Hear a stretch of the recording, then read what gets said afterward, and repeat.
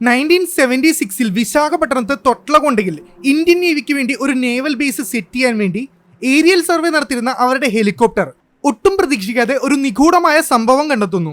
നൂറ്റാണ്ടുകൾക്ക് മുൻപുണ്ടായിരുന്ന ഏതോ ഒരു സംസ്കാരത്തിന്റെ അവശേഷിപ്പുകൾ. അങ്ങനെയാണ് തൊട്ട്ലകൊണ്ടയിലെ 2000 വർഷത്തോളം പഴക്കം വരുന്ന ഏൻഷ്യൻ ബുദ്ധിസ്റ്റ് കോംപ്ലക്സ് കണ്ടെത്തപ്പെടുന്നത്.